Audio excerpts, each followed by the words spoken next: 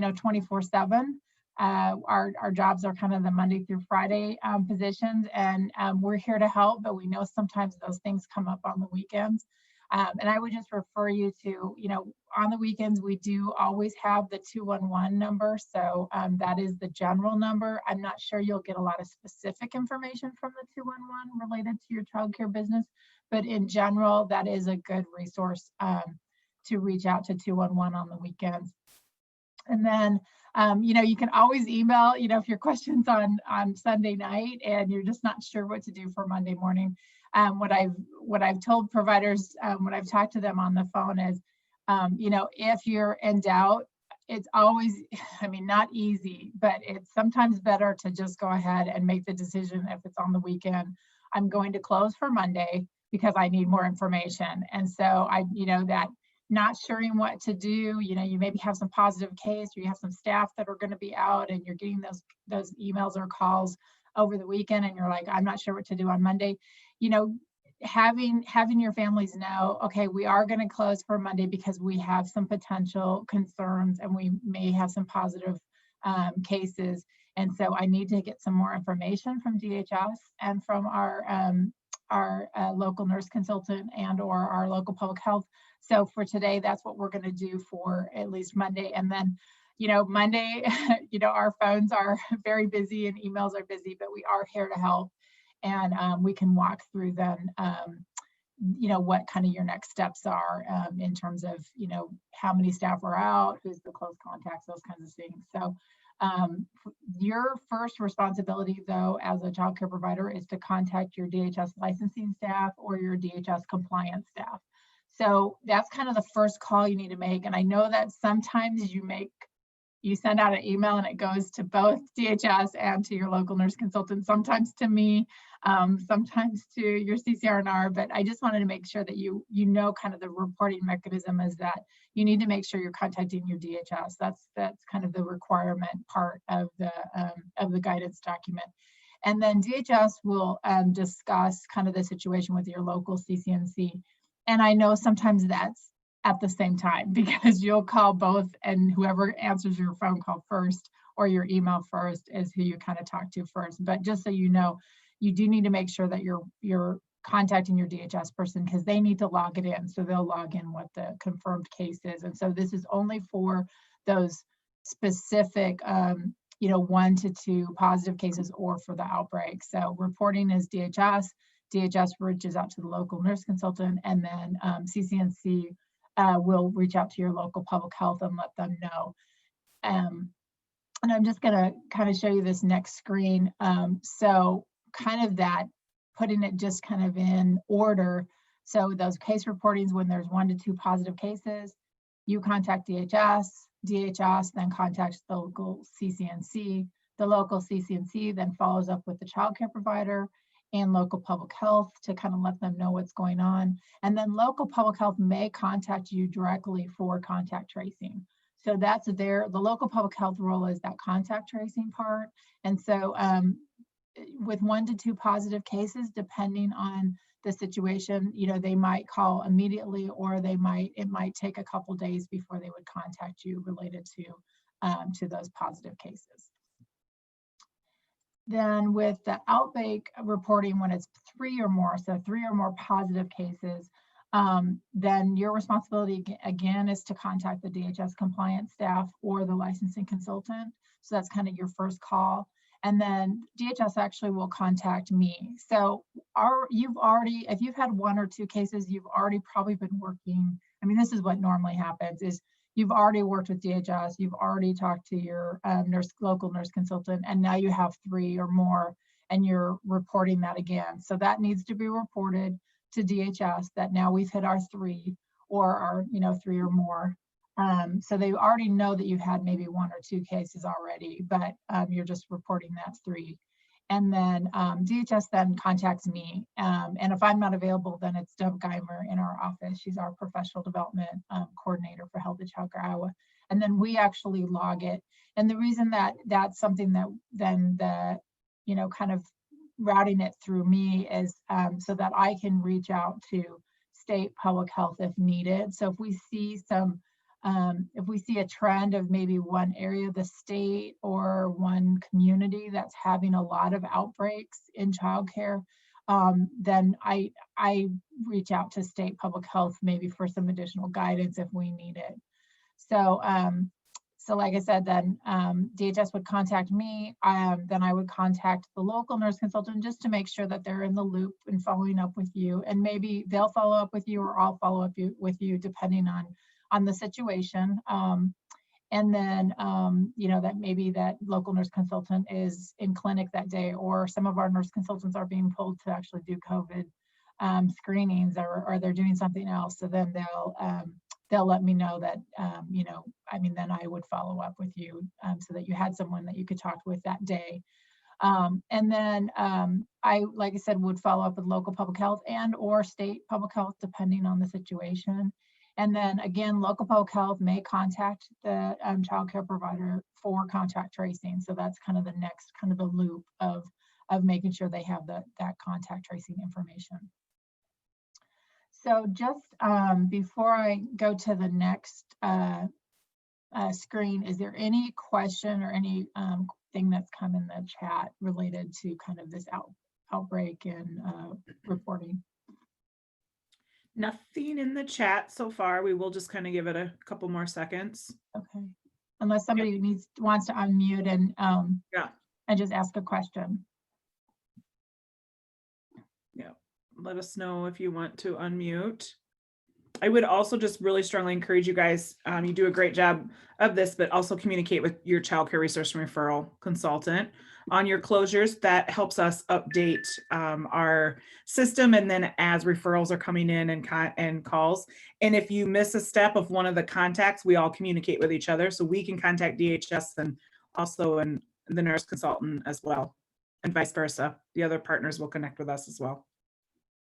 Yeah, and I'd say that sometimes that's, you know, and I realize this, it's you know, a Tuesday afternoon and you receive information that you have your third positive case. You're just going to call whoever you can get hold of, and I really understand that. And you know, we all have different responsibilities within our work where we might not be as available for a phone call or an email. But just so that you know, we're all here to work together. So, but I wanted to make sure that everyone knew that DHS contact is what's required, and we don't want to miss that steps, because sometimes that's what happens is the childcare. I'll get an email or a phone call from a childcare provider and say, well, I already talked with our local nurse consultant, and I talked with public health, and then I'll ask the question, have you let your DHS compliance person know that you have a third positive case for your licensing consultant? And then they'll say, well, they knew I had a couple and that we had 2 pending, but I haven't routed back to them. So I'm just wanting to make sure that everybody's aware of that. No further questions or anything in the comment box, Heidi. So you're good to move forward. I'm going to go ahead to the next slide here on the child care guidance. So, so just, with the mask mandate, I just wanted to just right off the top tell you that DHS and IDPH are in conversation today to determine what changes are going to be made to our child care guidance. But changes are coming. So just so you know, those changes are coming. I'm not sure what the language is going to say. As of today, we're still encouraging staff and children to have masks. That has not changed since the September guidance document. The September 30th guidance document was updated, that we were encouraging that staff and school-aged children were wearing face covering or masks while in childcare. But I think that language will be changing because of the state mask mandate. So just be aware that that will be sent out via constant contact from CCR&R, usually routes those from DHS. And then also the child care guidance document will be updated, and that may take a few days. So just so you're aware. But I thought I'd go ahead and we can talk about masks, because I think it's important for us to just start thinking about how we're going to plan for that, if that's something that you haven't put into place yet. So we'll just, I'm going to go through a few things, a couple slides about masks, and then we'll take questions specifically from all of you. So like I said, we are encouraging that staff and children wear masks. And that's for children for 2 years of age and older. So younger than 2 years, they should not be wearing masks, and that is not changed. And we know that for the state, we haven't changed that guidance either. That's consistent. But I'd say that the programs that I have worked with, that there are some programs that have already started this where they've had the staff wearing masks and they've had maybe the school age children or maybe even the 4s and the 5s wearing masks, but they haven't gone back down to kind of those younger ages. And it is more challenging as you get down into kind of that 2-year-old age group for that consistent wearing of masks. But that is something that we do recommend. So we do have that mask should not be worn by anyone who has trouble with their breathing, if they're unconscious or incapacitated, or otherwise unable to remove the mask without assistance. So this is something that is clear in the CDC guidance document about mask wearing. And that really, when we think about that, we think about those kids that maybe have asthma or staff that have asthma. We think about when children are napping, should they have their mask on or not? So if there are going to be children especially during rest break, when they're napping, they really should not have their mask on. That should be removed. And then if you have children that have respiratory issues or staff, there may be an instance where that provider is not that child care provider, or that child is not able to wear a mask because of maybe a respiratory exacerbation of their asthma. And so we need to make sure that we put that into policy, that would be allowed. And basically what that tells us is when a mask is not being worn, that does put that individual at risk. So if we're thinking about the whole group of children in care, so say we have a room of 10 children with a couple staff members, and everyone is wearing a mask in that group except for maybe 1 or 2 children who have some respiratory issues and aren't able to wear a mask or consistently wear a mask. We know that the staff and the rest of the children are kind of protected because they have their masks, but we do have a couple that are in care that don't have masks, and we're just aware of that. So where that becomes important is if we did have a positive case in that group, then we would be looking at who needs to be quarantined because of that. So the question that I get a lot about, taking masks off. So we always say wearing masks consistently. And so we know that children are eating throughout we have several times of snacks and foods being served to children in care where they don't have their mask on. And so that's where we need to make sure we're socially distancing during those times. And the same thing with during nap time. So think about your rooms. How can you spread out in your room? Or if you have an area where you have your meal service, is there a way to stagger so that children are sitting 6 feet away from each other, or is there plexiglass in between children? So I know some programs have installed plexiglass at their tables. Some have not. I know of some programs that have put into place, and I heard 2 different programs last week about this, where they're doing kind of a picnic style eating, where they actually have the kids spaced out on the floor and they have a towel or a blanket that they're sitting on in their space, and that's their space. And then they go get their lunch, they have their mask on, they go get their lunch from their cubby or from the staff, they take it to their place where they're going to eat, they sit down, they remove their mask, and they eat. And then before they go to throw everything away, they put their mask back on. So the child is kind of in their own 6 feet away from everybody else's space.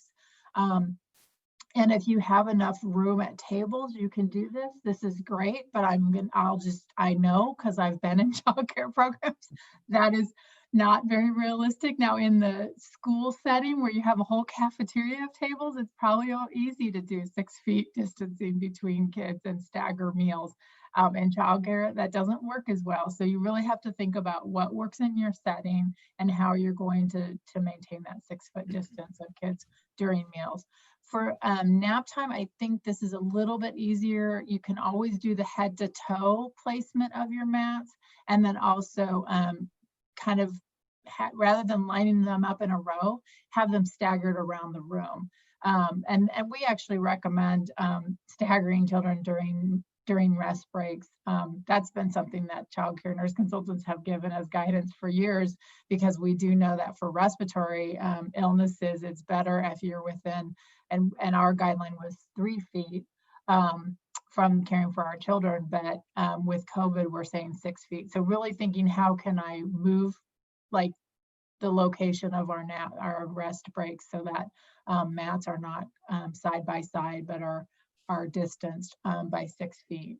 And it might take some, after hours placing of your mats and figuring it out with the tape measure to try to get that spacing, but we're here to help. So reach out to your consultants for some assistance on that. I would say using clear masks, I know this question has come up, but consider using clear masks for teachers and staff, especially if you're working with any students that have deaf or hard of hearing. That's a recommendation by the Disabilities Education Act and by the ADA. Really, students, young children who are learning to speak and read and verbalize, it's really challenging to have a mask covering a person's face, a staff member's face. And is there any way to get a clear mask for that younger age group for your teachers and staff? And then when you're working with children with disabilities, that in general, you may consider using clear masks for that, for those teachers and staff. I'm thinking there's maybe some questions. Should I go to the next slide and then come back to questions in general? Just one quick question that Okay. was from the previous slide, just about the new guidance that's coming out from DHS, that asking if it will include home child cares. And yes, I'll go ahead and I was going to answer it in the chat, but just wanted to say it to the whole group. It will include all child care programs. It will. It will be for both homes and centers. So that's correct. Thank you, Mary. Yep. And then there are no other questions so far. Okay. Some other questions that we've had about, if you have a face shield, do you need to wear a mask? And so per the CDC, the use of face shields should not be used as a substitute for a mask because there's lack of evidence for their effectiveness for that. So if you're doing face shields, which I know some programs are thinking, well, we'll just do face shields because then we'll be able to see, we won't be doing the clear mask, but really that the CDC is saying that if you're using face shields, you need to have a mask also with a face shield.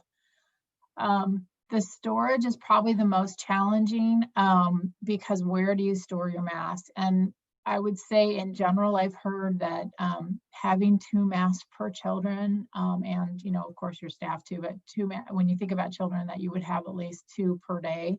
So they would start their day with their mask.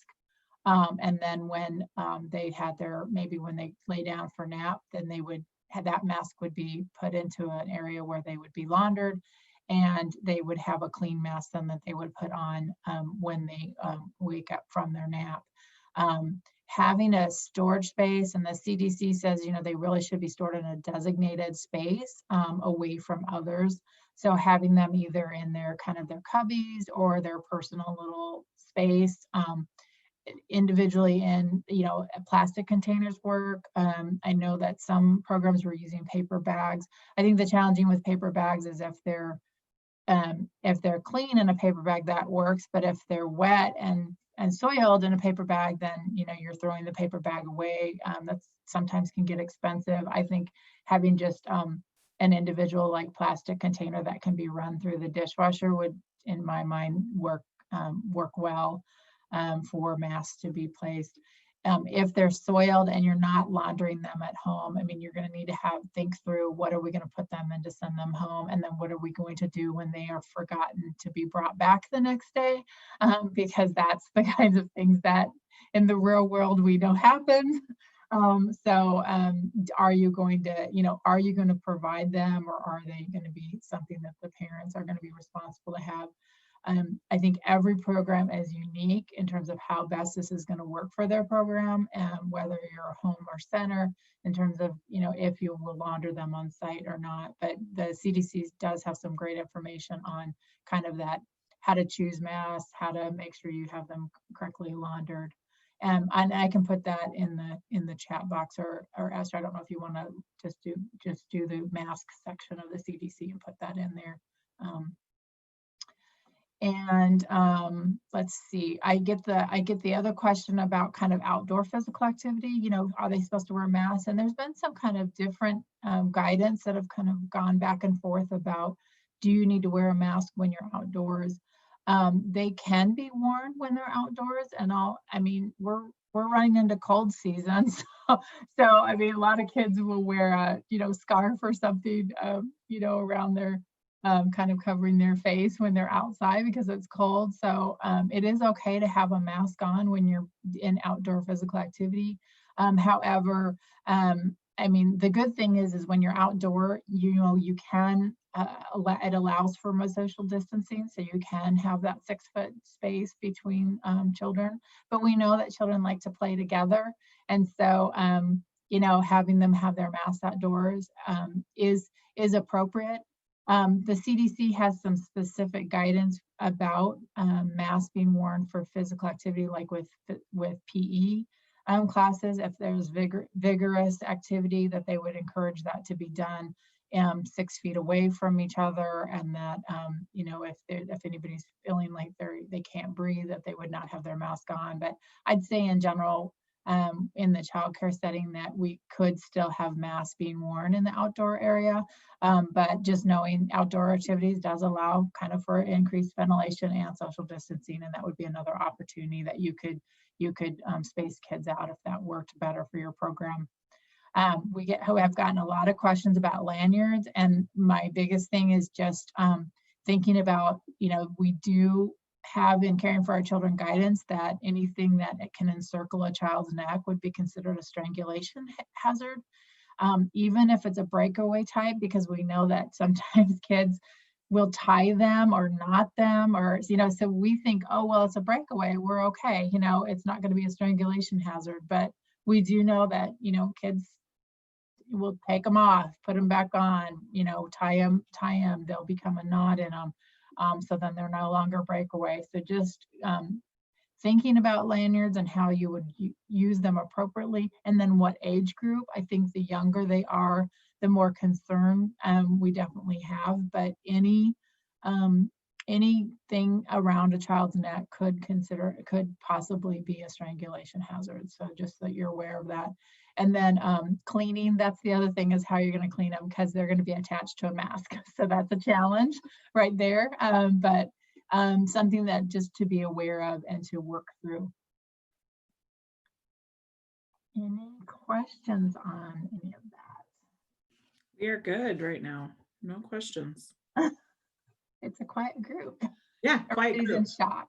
Actually, I guess I would put a question out to the group. Has anyone been using masks in childcare, and they've kind of worked through some of those issues with what they do at lunchtime? Does anyone want to share?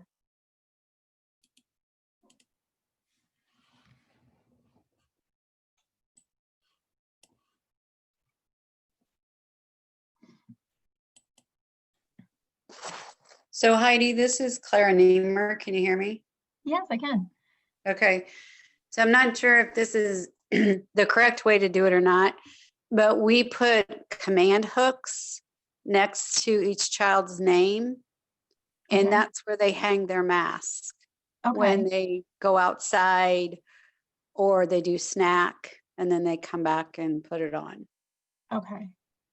So when they're like going to the snack table, then, and they've hung their mask up, then are they unmasked while they're walking to the snack table?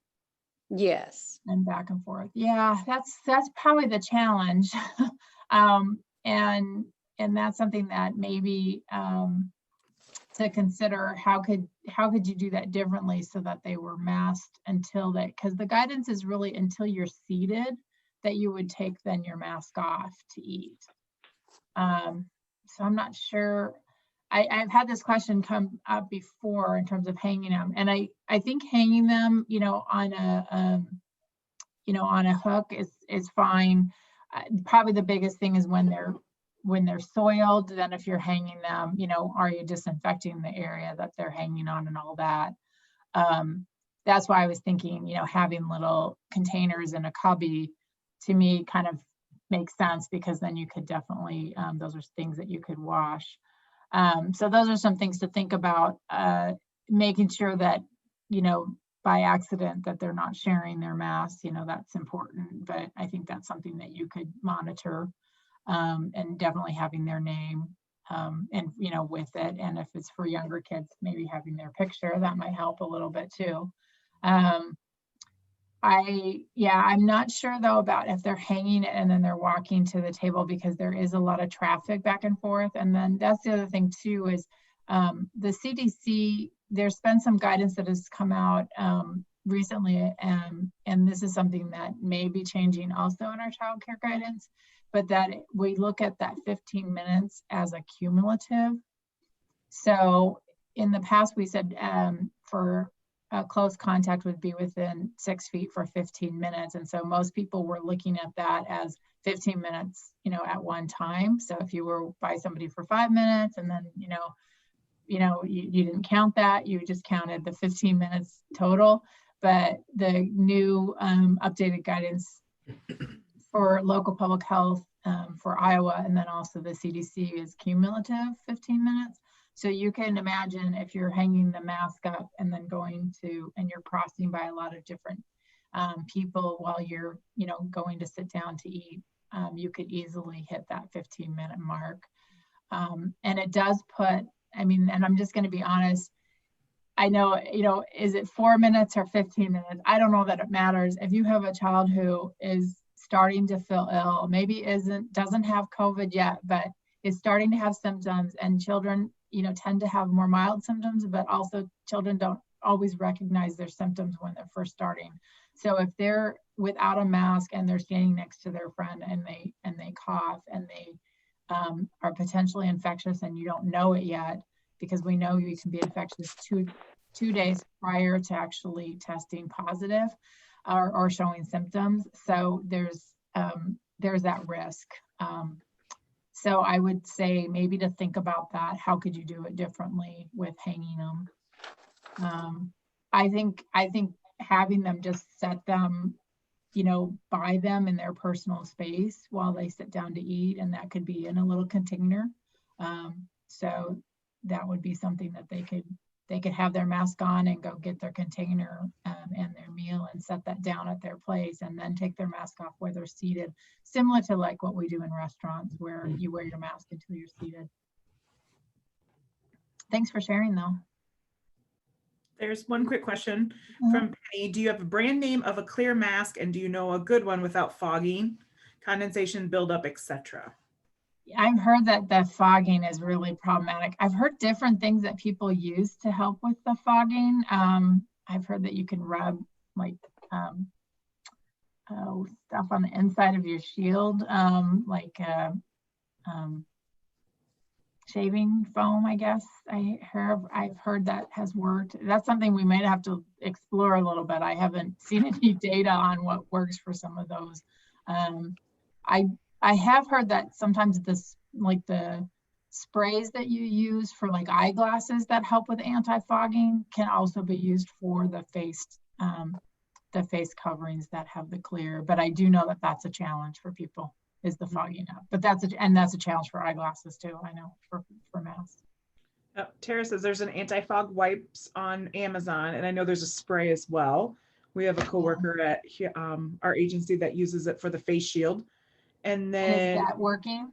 Does that work for them? Good. Yeah, I know that the eyeglasses anti-fog, that people have been using those, so I wasn't sure if there was something specific now for the shields. And then Becky says she's been using shaving cream on her clear mask and shield. Okay. Good. And then Kay has a comment too. Lunch takes longer than 15 minutes to eat in home childcare, and it's almost impossible to do. Yeah, I know. And that's the thing is if you're sitting right next to somebody, the one good thing about childcare, I mean, we've been at this since March, so you guys are all doing a great job because we really have had fairly, I'd say, even, the policies we've had in place have been effective and have been working because we haven't seen a lot of childcare programs having, a lot of outbreaks. Unfortunately, we're having more lately. I would say in general, that is probably the most challenging part is the meals and how to work around that in childcare, whether it's a home or a center. I think that's probably the biggest challenge because you are sitting next to each other. So that's the other thing is then, it does help to keep your cohorts small. So if you're keeping your group small in childcare homes, if you're, maybe a category C and you have two different kind of age groups that you can keep somehow cohorted, I'd say keep your youngers together that aren't wearing masks anyway, and kind of have your olders and see if you can spread them out a little bit, so that you have that 6-foot distance during meals, because that's the biggest challenge. If you're eating next to somebody and it's 15 minutes, then you've just increased that risk. Mm-hmm. Mindy is asking, is it expected it will be a requirement that all children 2 and up are masked? I'm not sure what the final language is going to say, to be honest with you. So I'd hate to say before that gets published. There's some discussion of what would be the requirement. So, right. and that should be, like I said, it'll be clear once that guidance is updated. Right. I think we can look for that tonight or tomorrow for sure. I think so too. I'm sure as we speak, there's a meeting happening right now on that. Becky's got some more tips. Rubbing a bar of soap over a clear mask and shield works, but it takes some polishing to rub it in enough to see through the mask and shield. And then Amanda's asking, if I purchase masks for my in-home childcare, can I wash them nightly and then the mask would stay at childcare? I think that having them stay at childcare is probably your best bet. I know that there's a cost if you're gonna, if you're gonna supply them or you're gonna require families to bring them, but having them on site and not having them go home with them is probably one of the best ways to keep them there and not be forgotten.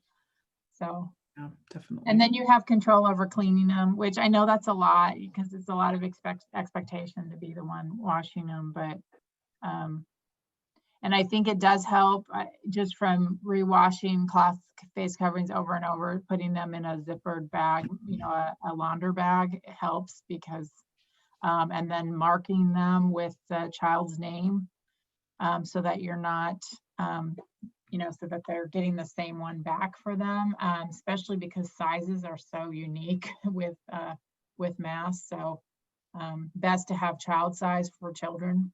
But I do know that every child, depending on their size and how big they are and their facial structure, sometimes can wear different sizes of masks. Right. One more question. Will masks need to be washed daily or just when physically dirty? They recommend daily. So daily washing or when dirty is when I think the CDC says that, when soiled, or daily and then when soiled. All right. I know Esty put that link as well in our chat. Okay, thank you. Any other questions and then we can move on. Go to the next couple slides real quick. So I want to just pull this up again, and I know this has been shared and this was on the September 30th guidance document linked in here, but this is the reason that we're really encouraging masks, whether they become mandate or not, that will be determined. But this is, I refer to this document a lot because I've especially recently, I would say since October, I'll get a phone call or an email, and it'll be that a childcare program had a positive case in their 3-year-old room. And then my question is, was the staff and or children wearing masks? And when the provider says everyone had masks on, then the good thing is that room isn't closed. Those kids are not sent home for quarantine. Because everyone was wearing a mask. If you look at that, everyone is masked, that first box right here. And I hopefully people can see this. I don't know if I can enlarge it. Maybe. Does that help a little bit? Okay, so when everyone is masked, then the close contacts, so those individuals that have been in close contact, that they don't need to quarantine, but they self-monitor. Okay, so you can continue monitoring to make sure, but they don't need to self-monitor. So the person who actually is positive does still isolate for 10 days, 24 hours, fever-free, and symptoms have resolved. But the people that they were exposed to that had masks being worn consistently, they do not need to be quarantined for 14 days. And you can kind of see that the box down below, the thumb close contacts are masked. So I see this as, you have the majority of the classroom have masks on, but maybe there's a couple children that don't have masks on. Those are the children that will be in quarantine for 14 days if there's a positive case of close contact. So that's kind of why we have this document, is it really helps to show that quarantine part is very challenging for family, for staff, for programs, is when you have a whole group of children that have to be quarantined. Now we know infant rooms, 1-year-old rooms, they're early 2s, they're not wearing, if they're under 2, they're not wearing masks. So we know that if there's a positive case in that grouping, they will all be quarantined. Possibly not the older groups, but definitely those younger groups, they would probably all be quarantined, and that just closes down rooms. And then it's that consistently wearing them, and that's where we get into the whole thing about napping and when they're outside play, or when they're eating, and that's where we have to come into some kind of thought process of how we're going to make sure that we're keeping people 6 feet apart from each other. So that, and it's that in all scenarios below, an individual is considered a close contact when they have been within 6 feet of the COVID-19 positive individual for 15 minutes. Now, some programs that have cameras in their programs are able to actually monitor cameras, and they can actually see, have they been in close contact? Because even when in classroom, there are certain kids that maybe sit at the same table and the other children don't. So even if they had their masks off during meals and the meals lasted, 30 minutes by the time they counted up both, snacks, 2 snacks and 1 meal, that it's only the one table and not the other table because of the way they've separated their tables. So that's another way to think about it, is if we can't do something differently where we're keeping everybody 6 feet apart by either doing like a picnic style or having, plexiglass in our tables, or going into a bigger room where there's more tables, could we at least group kids so that they're grouped at the tables and have the tables separate from them. It's challenging. So this is the guidance document, and this is the reason that we really are looking at, why we want to make sure that with masks that we can really decrease the number of children and adults that need to go into quarantine for those 14 days, which is very challenging. And the link on there to that, and that's linked into our child care guidance document, but then that link also, if you want to put that in the chat, Esther. So I just want to talk real quick about 14-day quarantine. So it does start from the last day of exposure to the positive case. And this question has come up many times. So the positive case would isolate first for 10 days from when the symptoms started. And if it's the parent that's positive and they can't or they don't stay away from the children and they're within close contact of that child the whole time, the child then may need to quarantine for an additional 14 days on top of the 10 days of when the parent was in isolation. So the parent actually is released to go back to work. They've had their 10 days.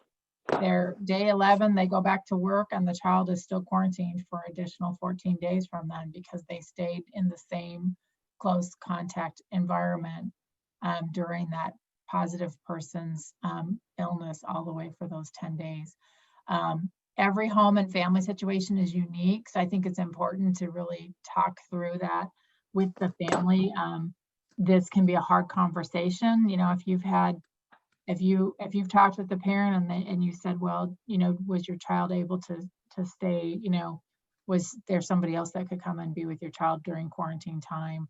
And they said no, then you know that child then needs to be out for another 14 days. And that's really challenging. The CDC actually has some helpful scenarios regarding the 14-day quarantine, and then these scenarios of, you know, if they were still in close contact with each other. I know when I've talked with programs, you know, this is a challenge, but especially I think it's important to let families know this ahead of time. If the parent says that I'm positive, I've just tested positive for COVID, is let them know.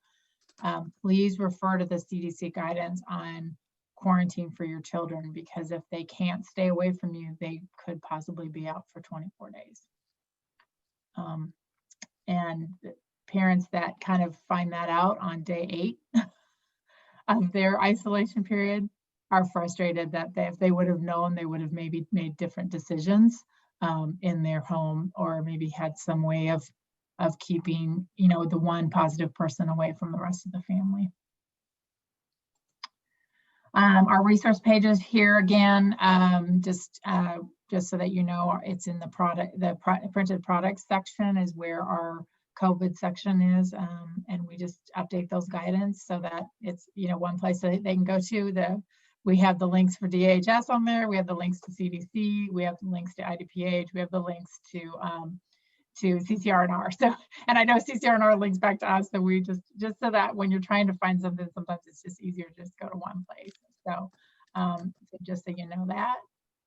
And then our map too for our nurse consultants. And just to let you know that we've kind of had a large area up in Northeast Iowa. Darla Butekoffer had taken a new position, which we're excited for her. And we're just excited that we actually have a new nurse consultant that is starting training in that area. So I'm still here to help. And Kim Gonzalez has also been backup, I know, for that area. And we're all willing to help out whenever there's a question. But just so you know, you're going to have a new nurse consultant that'll be joining. We'll update that map so that you have her contact information. So, but we're excited about that. Yes, so are we. So any other Got a few questions. Okay, sure. Clarifications, it sounds like. So Claire is asking, so as long as 6 feet apart but unmasked, they would not be considered exposed. Because they're not in close contact, correct. So when we look at close contacts, we're looking at any child or adult who was in close contact with the confirmed positive case within 6 feet for 15 minutes. And like I said, that's changed to cumulative for the IDPH guidance. Now, our childcare guidance does not have that yet. That might also be something that will be updated, but that's what is currently on the CDC guidance. Okay, and then Chris is asking, so is it when symptoms start, not from when they are tested? And I assume that's meaning quarantine.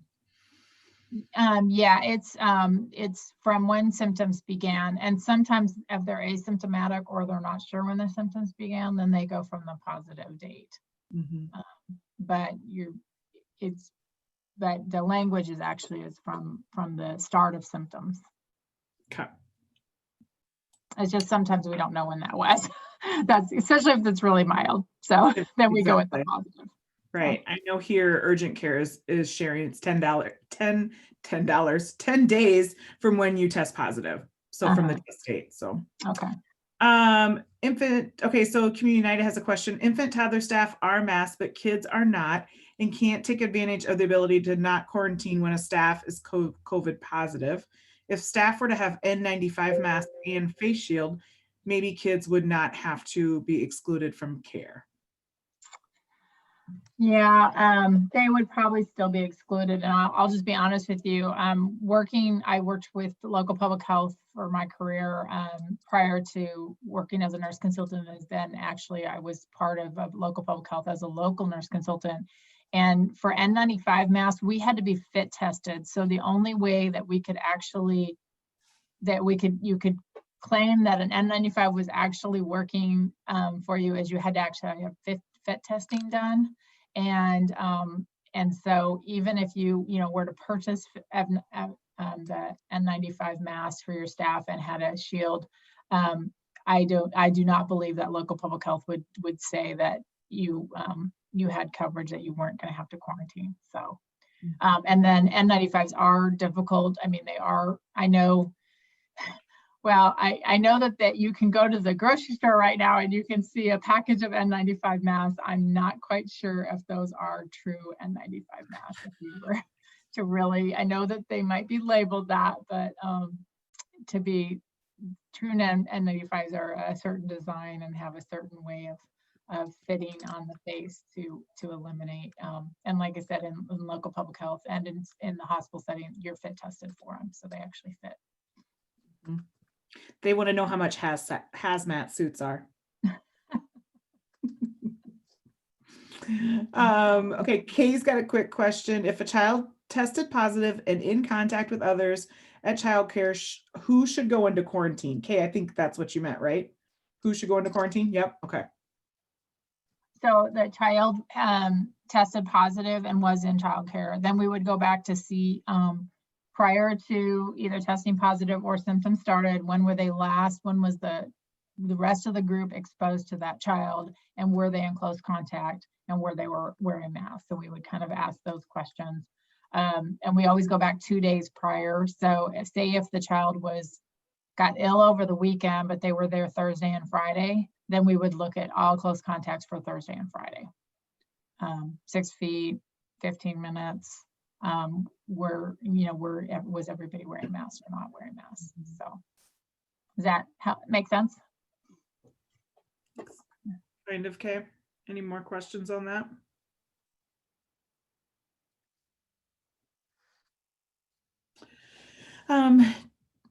Jade has got a question. Is public health the entity that's responsible for contact tracing that is occurring in centers? Well, local public health or state public health are doing contact tracing. So it depends on the public health agency and if they're actually doing that internally or if they're having the state do the contact tracing.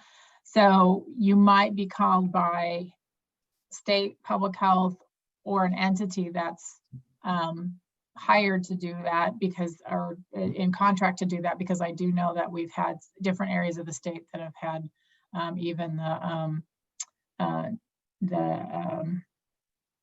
can't think of I'm sorry, I can't think of the organization that was helping doing contact tracing. So they were actually having different contracts for people that were doing like a hospital-based system or depending on the county.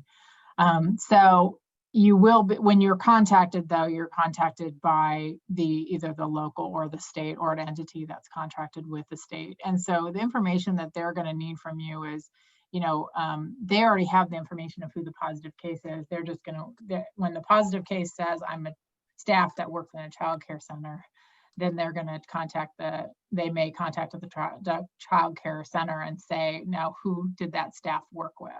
And then you'll need to kind of help walk them through that so that they can reach out to those families to make sure that they're aware that they should be quarantined.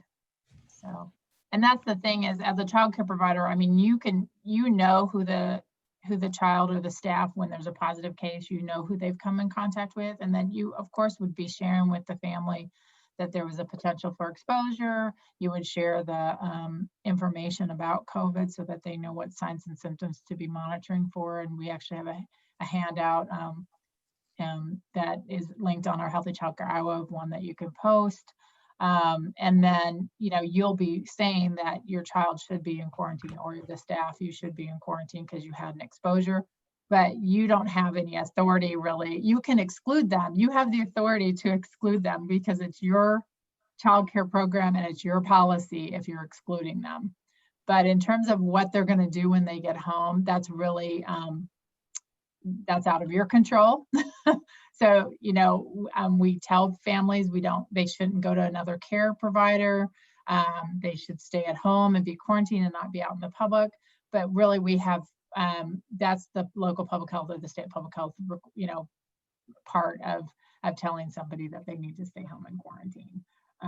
So a little bit different. Your job is really the exclusion part, excluding either the staff or the child, and when they can return. And I know that we get this question a lot where a family member goes and gets a note from their physician and their physician says they can return in care.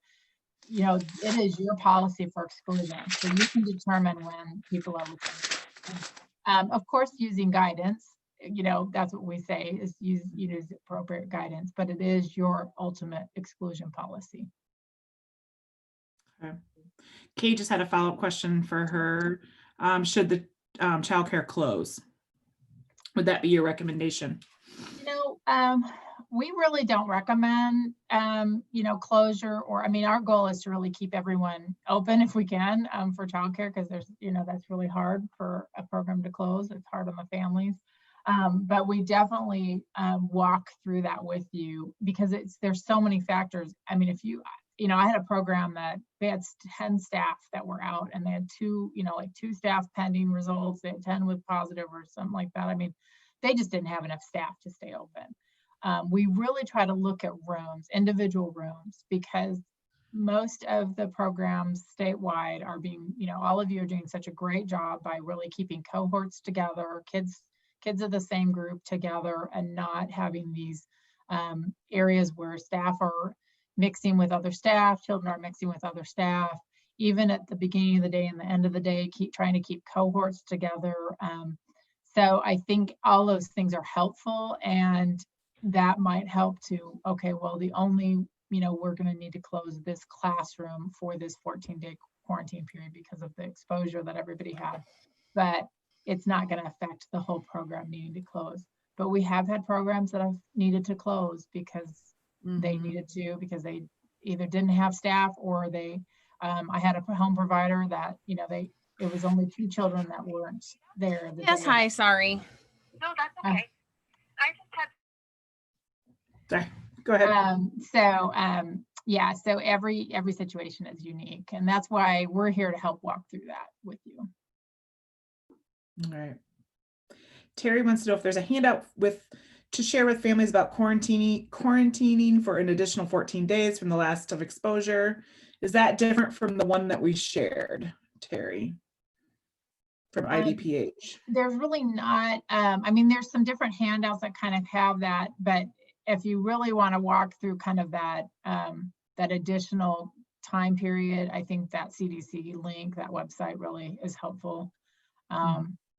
I'm not sure, to be honest with you, I'm sorry, I'm not sure that there's an infographic on that. I know that there's some new infographics that have been developed, but I don't believe that there's an infographic specifically to those additional 14 days on top of isolation period.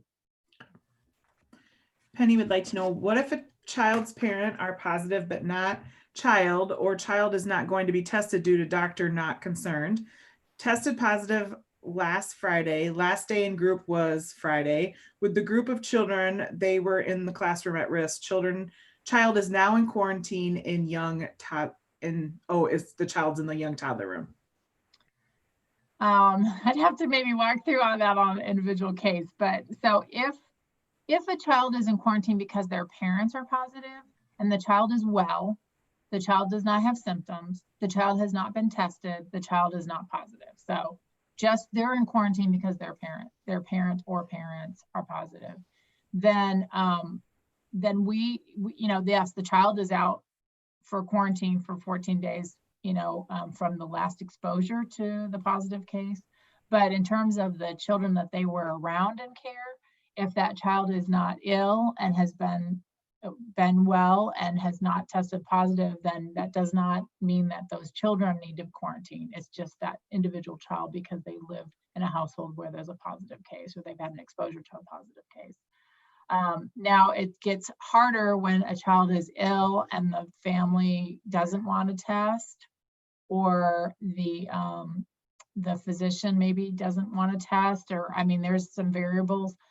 That's challenging because especially if the child's ill, then you don't have a positive result, and then you're trying to decide, was there an exposure of these other children? And that's where I would say we need to really walk through together on that. Our goal is always to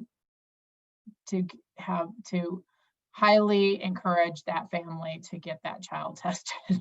And if the family physician isn't interested and willing to do that, then sometimes, if they're over the age of 1, we do recommend that they go to the Test Iowa site because they will prioritize them. It's just a challenge. So that's where I'd say on those situations, we really need to walk through it on an individual decision of potential, because we really don't quarantine unless it's a positive. So exposure to a positive individual. Mm-hmm. Mindy's asking if there's a statistic of how many children of childcare age 0 to 12 have contracted COVID, have had parents ask since state age group is so broad up to 17. Yeah, we have some anecdotal data. I think we will have some retrospective data, but that will probably be years from now, or maybe, months from now for sure, where they'll be able to look at, especially the Test Iowa data, where they'll be able to look at the age of the child that was tested. And maybe we'll be able to do some age range younger than, not just putting it the 0 to 17, but actually age ranging it down. A lot of times we'll do like 0 to 5 or 0 to 4 and then 5 to 12. When we collect other data. So I think that it will be some data available to us, but we do not have that right now. And nationally, I have not seen that data either at this time. We do know that anecdotally, that it's more staff than children. But then we don't know if we have a lot of children that maybe are asymptomatic or haven't been tested. So we don't really know, but we do know, at least anecdotally, the outbreaks that I have been tracking, it tends to be staff that are positive.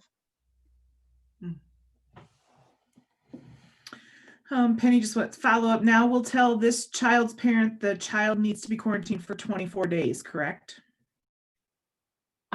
If they are with a parent who's positive and they can't isolate, or the parent's isolating for 10 days and the child cannot stay away from that parent either, or won't stay away from that parent, and they're still in close contact, they will have to be out for 24. 14 days after the isolation period ends. Monica's sharing, she's heard that contact tracing is taking longer than before. So that's why it's so important to reach out to your local nurse consultant to get initial guidance. And then Esther shared a link for Terry's question. We've got another question. Are any centers considering temporary closure if the public schools close due to high percentage of cases in the community?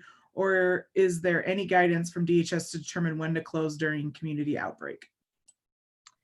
I would probably go back to what happened initially when we had COVID-19 with the schools closures back in March.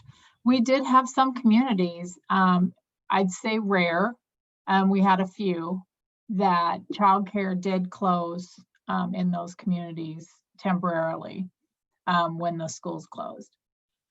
My feeling is that we have been having childcare has been open this whole time since the beginning. You all have done such a great job on your mitigation strategies. And so to encourage all of you to continue to use those mitigation strategies and to follow the guidance document, because we know that they have been helpful in keeping childcare open across the state. And kids are thriving and doing well in childcare, even despite COVID-19. It's very challenging. I know for some providers, where if families, if maybe because of work or whatever, the families are home and so that they're going to work from home, and so then they'll pull their kids out of childcare, and that's always a parent's choice to do that, but that financially can be hard for childcare provider homes and centers. I think reassuring families that you're here to stay open and that you have been following all the mitigation strategies. And I know there's many programs across the state who have not had any cases of positive cases in childcare, which is amazing to me. I think it's great. And we've had really the number of outbreaks we've had statewide really are much lower than I thought we were going to have when I first started. I started tracking in June, so we've had more lately.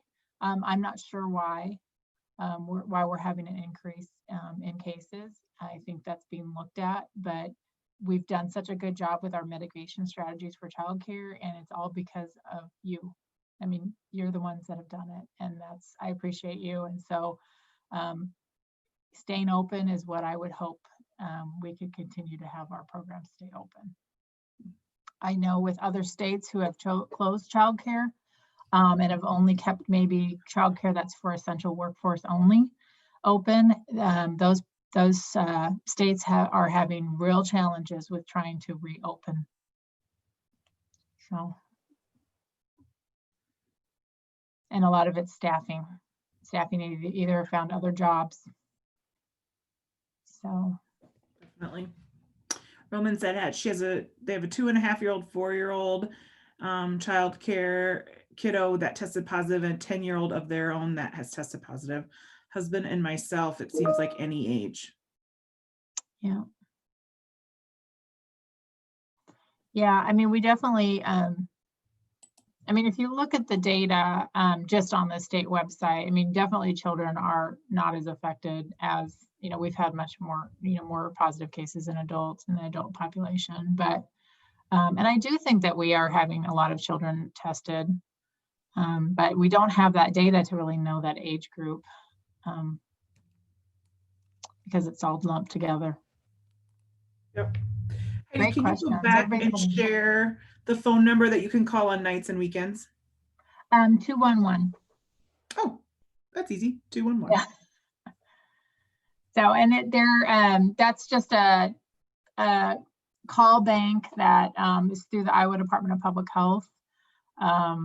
And like I said, they will not give you specific information related to childcare, but there is a resource that you have available to you if you have, some questions about COVID-19. All right. Any final questions?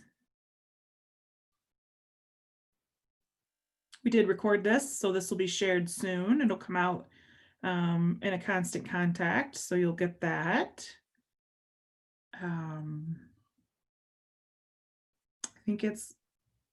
I think we're winding down, and we're at 2:09. Oh, this is great. Thank you so much. I hope this was helpful.